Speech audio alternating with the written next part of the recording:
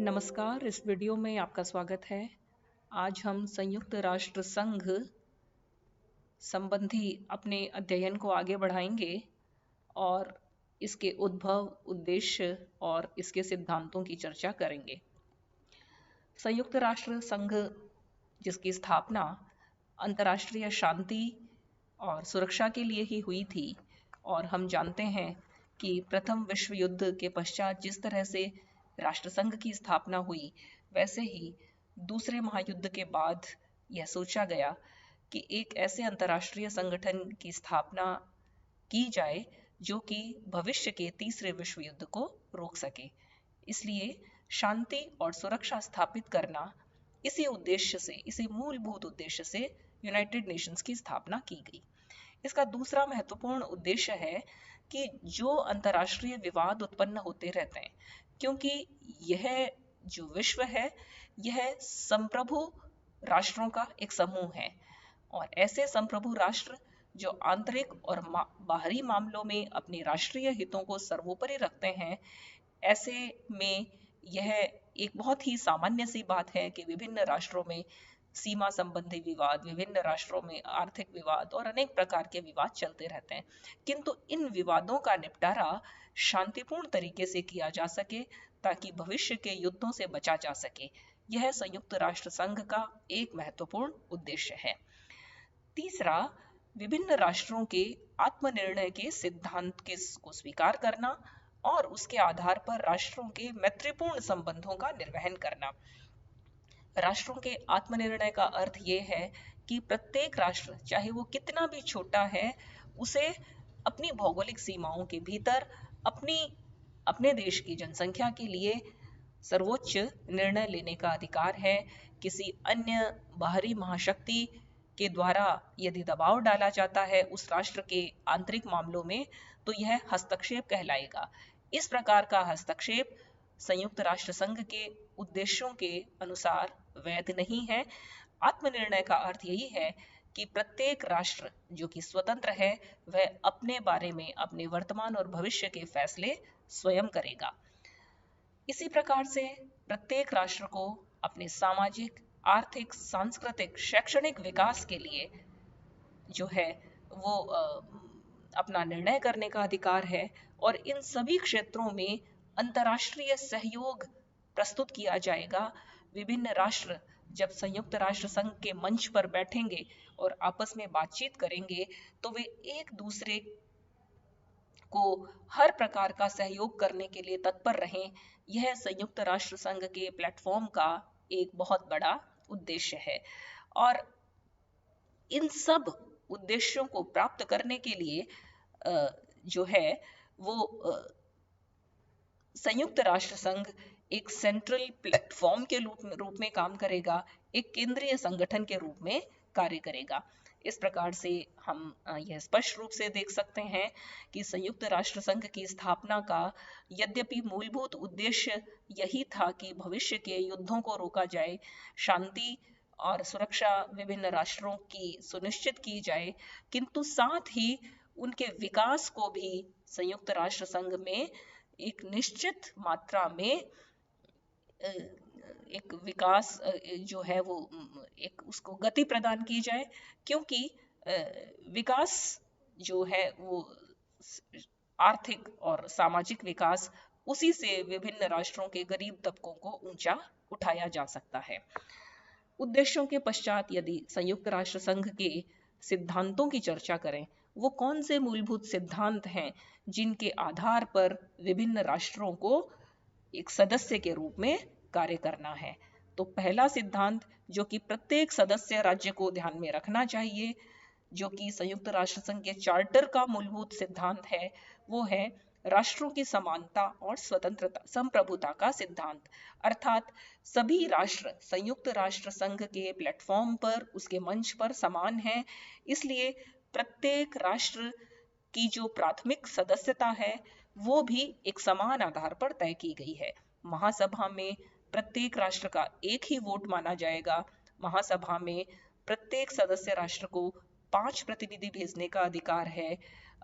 सभी जो उसकी महत्वपूर्ण संस्थाएं हैं यदि हम सुरक्षा परिषद को छोड़ दें, क्योंकि सुरक्षा परिषद एक विशिष्ट संगठन है जिसकी चर्चा हम अगले कुछ वीडियो में करेंगे, लेकिन सामान्यतः संयुक्त राष्ट्र संघ का ये घोषित सिद्धांत है कि चाहे दुनिया का कितना ही छोटा और गरीब राष्ट्र क्यों न हो, वह अपने संप्रभुता और आत्मनिर्णय में दुनिया के शक्तिशाली राष्ट्रों के समान ही देखा जाएगा। उसका एक वोट माना जाएगा, किसी भी देश का एक से अधिक मत नहीं माना जाएगा। दूसरा सिद्धांत है कि चार्टर अपने सदस्य राज्यों को जो दायित्व देता है, उन दायित्वों का निर्वहन करने की जिम्मेदारी प्रत्येक सदस्य राज्य की है, इसलिए चार्टर द्वारा प्रदत्त दायित्वों का निर्वहन किया जाना चाहिए। यह एक कसौटी है जिस पर प्रत्येक देश को कसा जाता है। अंतर्राष्ट्रीय विवादों का समाधान शांतिपूर्ण तरीके से होना चाहिए।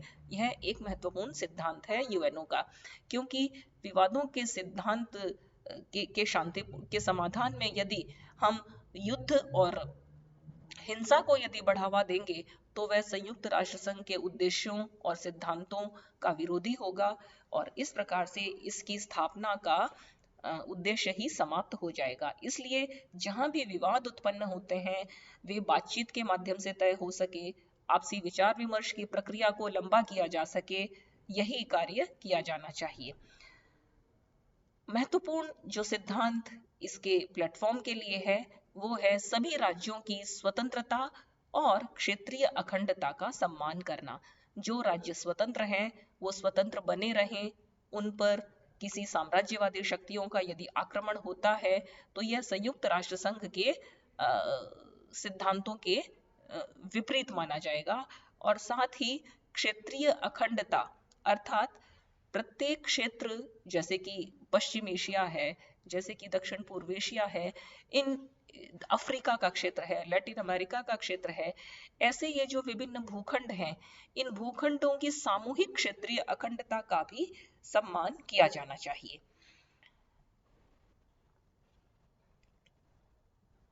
चार्टर के प्रतिकूल चलने वाले देश को सहायता नहीं दी जानी चाहिए। यह एक महत्वपूर्ण सिद्धांत है और इसका अर्थ ये है कि जो देश संयुक्त राष्ट्र संघ के सदस्य हैं या यूएनओ के सदस्य नहीं भी हैं, वे यदि यूएनओ के सिद्धांतों और उद्देश्यों का प्रतिकूल यदि आचरण करते हैं तो प्रत्येक सदस्य देश का ये दायित्व है कि वे उससे अपने संबंध समाप्त कर लें। इसलिए चार्टर की भावना, चार्टर के उद्देश्य को प्राथमिकता देना, प्रत्येक राष्ट्र अपनी विदेश नीति में उसको प्राथमिकता में रखे, यह एक महत्वपूर्ण सिद्धांत है। इसी प्रकार से जो असदस्य राज्य हैं उनके कार्यों की निगरानी भी प्रत्येक सदस्य राज्य को रखनी चाहिए, यूनाइटेड नेशंस को रखनी चाहिए, ताकि उनके कृत्य शांति भंग करने वाले यदि हों तो उन्हें नियंत्रित किया जा सके। और संयुक्त राष्ट्र संघ के द्वारा राज्यों के आंतरिक मामलों में हस्तक्षेप नहीं किया जाएगा। अब यहाँ पर एक बहुत ही बारीक सीमा रेखा है। कई बार मानवाधिकारों को लेकर के यह चर्चा की जाती है, जैसा कि अमेरिका पर यह आरोप लगाया जाता है कि वो मानवाधिकार के नाम पर विभिन्न देशों के आंतरिक मामलों में हस्तक्षेप करता है। आतंकवाद का प्रश्न एक बड़ा, ऐसे कई नए प्रश्न उपस्थित हुए हैं, किंतु यदि सरकारों के दृष्टिकोण से हम बात करें तो विभिन्न राज्यों की सरकारों को इस बात का ध्यान रखना चाहिए कि वे अन्य सदस्य राज्यों के आंतरिक मामलों में हस्तक्षेप नहीं करेंगे। संघ की जहां तक वित्तीय व्यवस्था का प्रश्न है तो अनुच्छेद 17 संयुक्त राष्ट्र संघ के चार्टर का अनुच्छेद 17 जो है वो इसके वित्तीय व्यवस्था करता है, इसके बजट के प्रावधान प्रस्तुत करता है। अनुच्छेद 17 ये कहता है कि यूएनओ का जो बजट है वो 2 वर्ष में एक बार प्रस्तुत किया जाएगा और इसको महासचिव के द्वारा तैयार करवाया जाएगा और यह महासभा में महासचिव के द्वारा प्रस्तुत किया जाएगा। यह जो बजट है यह कितना होना चाहिए, बजट में प्रत्येक देश का अंश कितना होना चाहिए, यह तय करने का अधिकार भी महासभा को है। और इसके लिए महासभा की 2 महत्वपूर्ण समितियां हैं वो कार्य करती है। महासभा अपनी जो एक समिति है, द कमिटी ऑन कंट्रीब्यूशन, उस समिति का कार्य ही ये है कि वो विभिन्न देशों के सकल घरेलू उत्पाद, उसका जीडीपी, उसका कुल उत्पादन, उसकी अर्थव्यवस्था, उसकी क्या क्षमता है, उसका क्या आकार है, उसके एक निश्चित सांख्यिकीय गणना के आधार पर यह जो कमिटी ऑन कंट्रीब्यूशन है वो यह तय करती है कि प्रत्येक देश का जो सहायता अंश है, जो अनुदान है, वो कितना होना चाहिए। और इसके आधार पर यह भी तय किया गया है कि किसी भी सदस्य देश के द्वारा जो सहायता राशि दी जाती है यूएनओ का, वो कुल खर्च की 25% से अधिक नहीं होनी चाहिए और न्यूनतम खर्च के 0.01% से 0.1% से कम नहीं होनी चाहिए। और इस तरह से इसका अर्थ ये है कि बड़ी महाशक्तियों का अंशदान बड़ा होगा और छोटे और जो कमजोर सदस्य हैं आर्थिक दृष्टिकोण से, उनका अंशदान कम होगा। अब यहाँ पर एक प्रवृत्ति विभिन्न राष्ट्रों में जो है वो देखने को मिलती है कि अमेरिका सहित सभी राष्ट्र यूएनओ को अपना नियमित अंशदान देने में आनाकानी करते हैं और उनका जो पेंडिंग जो बजट उनको पेंडिंग जो उनका अंशदान है वो बढ़ता ही जा रहा है और संघ की जो माली हालत है, जो वित्तीय स्थिति है, वो बहुत कमजोर है। इसीलिए 2011 में जो है वो इसके जो विभिन्न जो खर्चे हैं, विभिन्न यूएनओ के जो शांति कार्यक्रम हैं वो बढ़ते जा रहे हैं।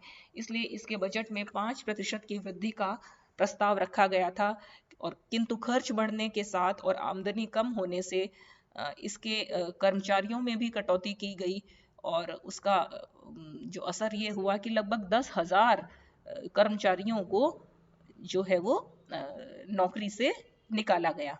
इस प्रकार से यूनाइटेड नेशंस एक बहुत ही आर्थिक संकट से जूझ रहा है। राष्ट्रों का यद्यपि दायित्व है कि वे ईमानदारी से अपने अपने अंशदान को चुकाएं, लेकिन विभिन्न देश अपने घरेलू खर्चों और अपने जो आंतरिक व्यय है, एक जो नकारात्मक बजट है, उनका जो घाटे की अर्थव्यवस्था है, उनके चलते जो सबसे पहले कटौती की जाती है वो यूएनओ को दिए जाने वाले अंशदान में ही की जाती है। और उसका जो असर है, यदि हम यूएनओ के मूल्यांकन के दृष्टिकोण से कहें तो यूएनओ बहुत इफेक्टिव रोल प्ले नहीं कर पाता, क्योंकि लगातार इसके कार्मिकों की संख्या में कमी होती जाती है, लगातार उनको दिए जाने वाले वेतन में कटौती होती है और जो नए कार्यक्रम पैसे के अभाव में यूएनओ को अपने हाथ में लेने चाहिए, वो कार्यक्रम भी यूएनओ नहीं ले पाता है। इस तरह से यदि वित्तीय व्यवस्था की बात करें तो विभिन्न राष्ट्रों का जो आचरण है, चाहे अमेरिका है, चाहे चाइना है, चाहे जो जितने भी विकसित देश हैं, उनका आचरण बहुत अधिक जिम्मेदार जो है वो नहीं कहा जा सकता। संघ की जो आधिकारिक भाषाएं हैं, अर्थात संयुक्त राष्ट्र संघ की जो ऑफिशियल जो पब्लिकेशंस हैं, उनमें कौन सी भाषाओं में उनका प्रकाशन किया जाएगा। तो जो मूल चार्टर था उसमें 5 भाषाएं थी, अंग्रेजी, फ्रेंच, रूसी, स्पेनिश और चीनी, तथा छठी भाषा अरबी को भी इसमें सम्मिलित किया गया। महासभा ने 1973 में, सुरक्षा परिषद ने 1982 में और आर्थिक और सामाजिक परिषद ने 1983 में इसे अपनी आधिकारिक भाषा के रूप में स्थान दिया, क्योंकि दुनिया में अरबी बोलने वाले जो देश हैं, जो मुस्लिम देश हैं, उनकी संख्या भी 50 से अधिक है। इस प्रकार से इसकी आधिकारिक भाषाओं में यद्यपि बड़ी आबादी की भाषाएं सम्मिलित है, किंतु हिंदी को अभी तक इसमें स्थान नहीं मिल पाया है, जिसके लिए भारत समय समय पर आवाज उठाता रहा है, क्योंकि हिंदू धर्मावलंबी जो जनसंख्या है और जो मूलतः हिंदी बोलती है, हिंदी बोलने वाली जो आबादी है, वो भी दुनिया में जो है वो लगभग 1.5 अरब के आसपास है। और किंतु इसको अभी तक राजनीतिक रूप से इसको इतना वेटेज नहीं मिल पाया है और हिंदी अभी तक इसकी आधिकारिक भाषा नहीं बन पाई है। यूनाइटेड नेशंस का जो मुख्यालय है वो न्यूयॉर्क में है और इसके अन्य जो संस्थाएं हैं उनका जो मुख्यालय है वो अलग अलग स्थानों पर है।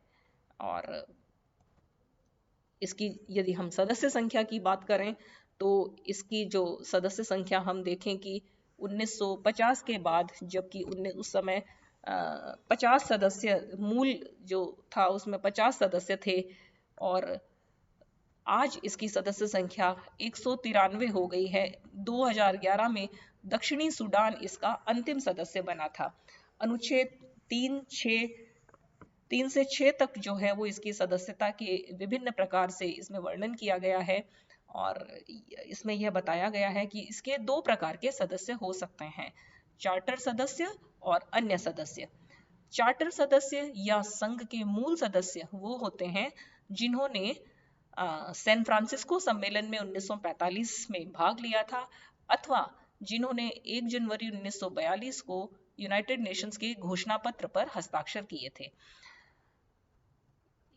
इसकी कुल संख्या जो मूलभूत जो चार्टर सदस्य थे वो 51 थे। 50 राज्यों ने सैन फ्रांसिस्को सम्मेलन में भाग लिया, और पोलैंड एक ऐसा देश था जिसने सैन फ्रांसिस्को सम्मेलन में यद्यपि भाग नहीं लिया था, किंतु उसने जनवरी 1942 का जो संयुक्त राष्ट्र की जो घोषणा थी उसमें उसने हस्ताक्षर किए थे।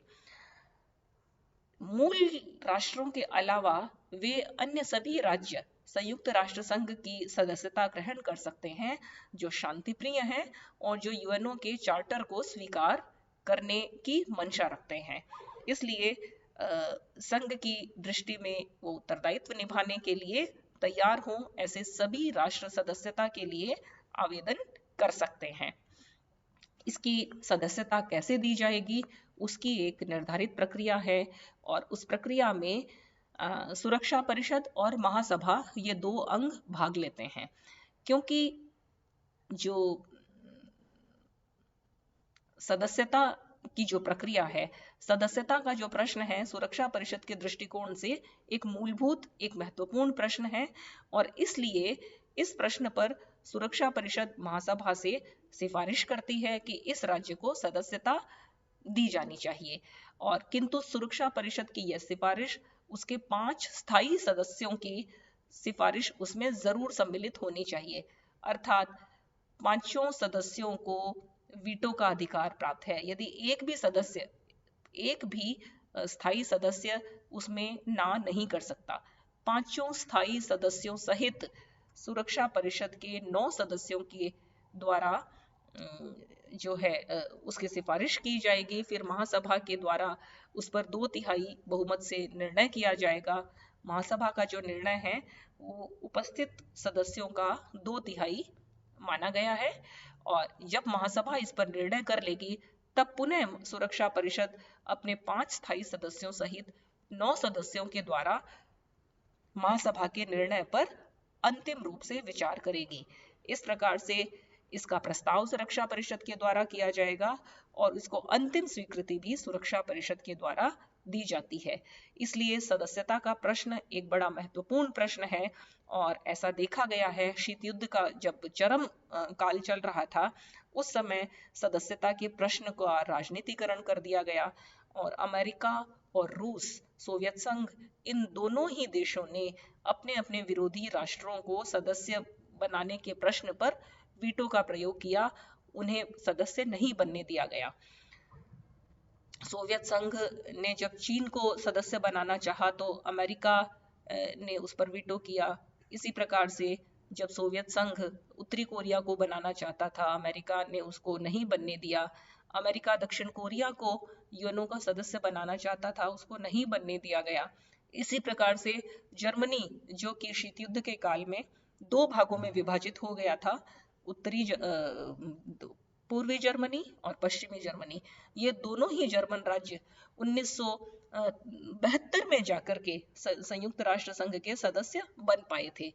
इसलिए शीत युद्ध के समय संयुक्त राष्ट्र संघ की सदस्यता जो है एक पंगु प्रक्रिया बन गई थी, और नवीन राज्यों का प्रवेश बहुत मुश्किल से हुआ था। इसकी सदस्यता की यदि हम आगे चर्चा करें तो निलंबन के जो प्रश्न पर यदि बात करें कि वे सदस्य जो चार्टर द्वारा दिए गए उत्तरदायित्वों का लगातार उल्लंघन और अवहेलना कर रहे हैं, उनको निलंबित किया जा सकता है, इसकी बैठकों में भाग लेने से उन्हें रोका जा सकता है। तो ऐसा सुरक्षा परिषद की सिफारिश पर महासभा के द्वारा किया जा सकेगा।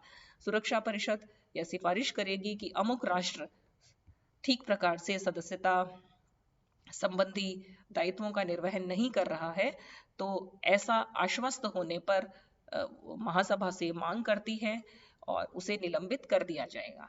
किंतु यदि सुरक्षा परिषद पुनः इस बात के लिए आश्वस्त हो जाती है कि भविष्य में वह राज्य अपनी गतिविधियों पर लगाम लगाएगा, तो वह पुनः संघ की सदस्यता की सिफारिश भी दे सकती है।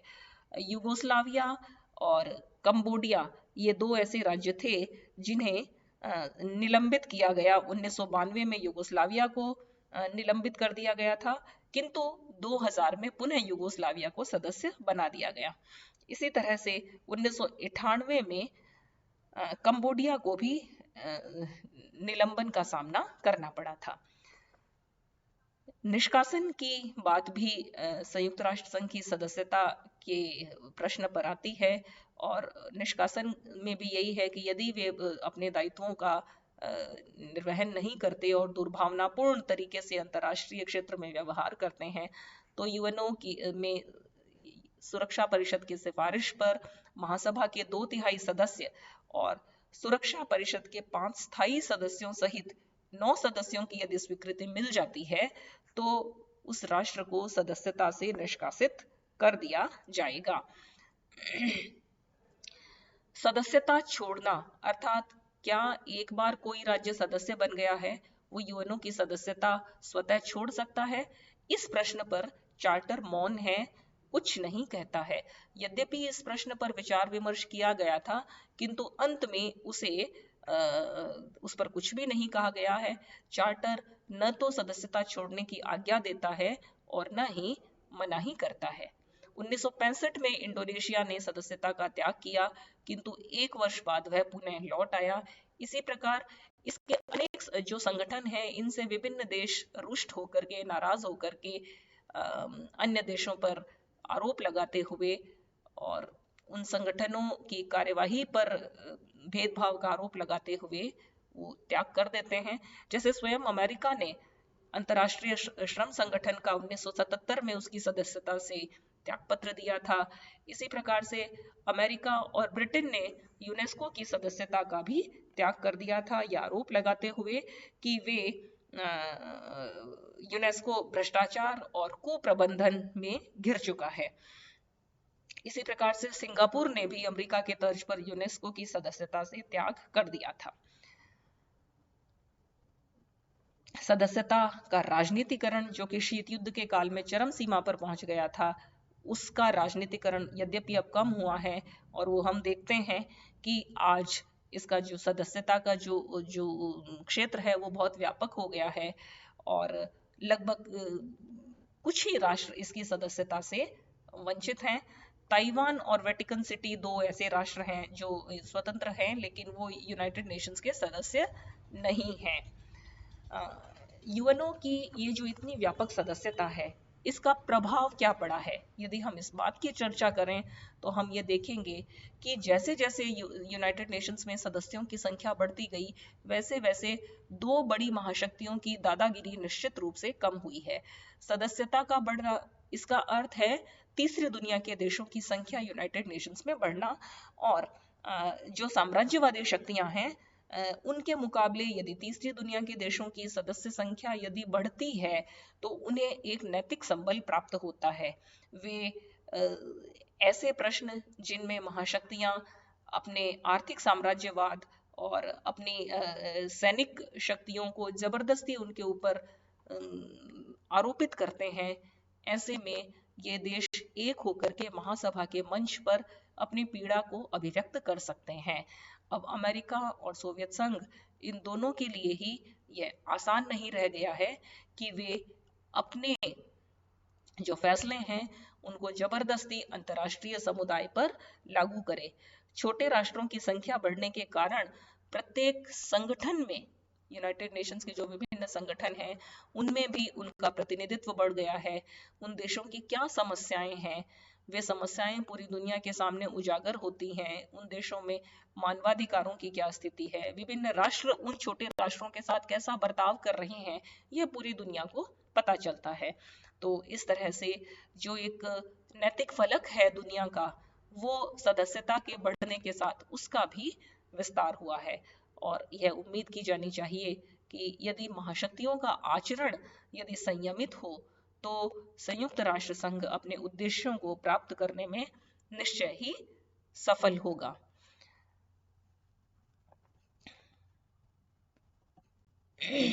इस प्रकार हमने इसके